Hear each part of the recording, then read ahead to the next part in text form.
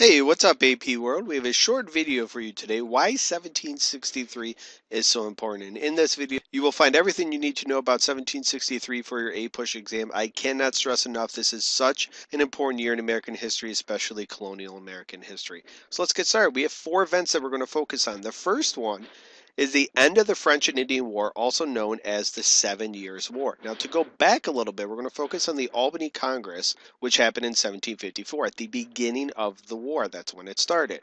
The purpose of this was for the British and the colonists to get the Iroquois Indian tribe on the side of the British. It wanted to keep them from siding with the French. Benjamin Franklin created something called the Albany Plan of Union in the same year, and this is the America's first political cartoon, one of the more famous political cartoons. And this plan called for the colonies to join together at the Albany Plan of Union or die.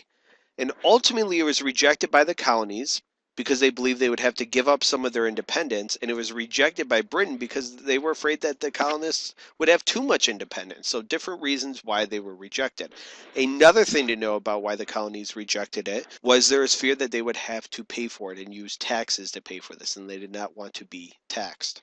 Flash forward to the end of the war, there's really no battles you need to know. In the Treaty of Paris of 1763, also known as the Peace of Paris. And what happens is France is essentially removed from North America. If you look here, everything that was in pink, for the most part, was French property, especially up here in Canada and down in this Ohio River Valley there. That now belongs to Great Britain.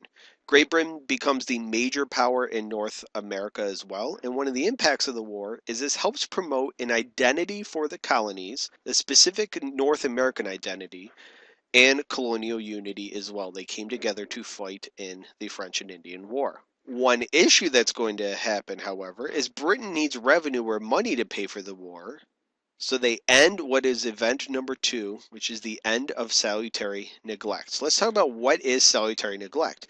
So this idea is that the colonies were left alone by Britain with very few restrictions.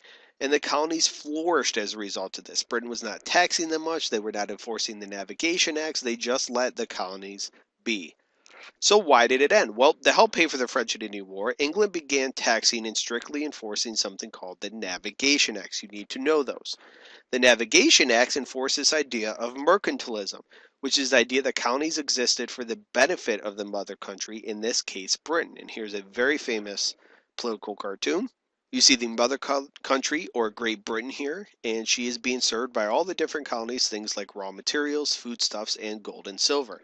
So these colonies are existing for the benefit of the mother country. That is the idea of mercantilism. Some examples of salutary neglect ending, we have the Sugar Act and Stamp Act and a whole bunch of other acts in the 1760s as well. And here is a famous picture demonstrating the Stamp Act.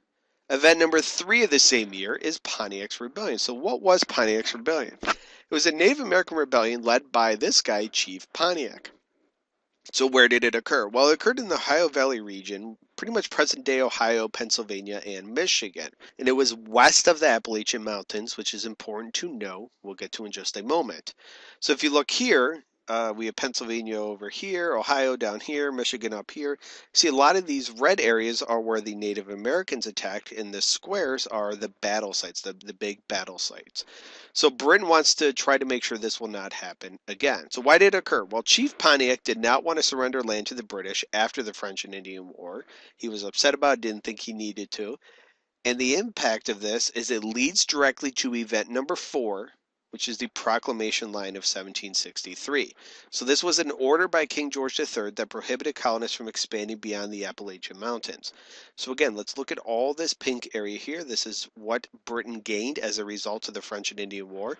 And right where the pink meets the red, extending from Georgia all the way up to New York and over here, were the Appalachian Mountains. So it was this line that said the colonists could not cross west of that.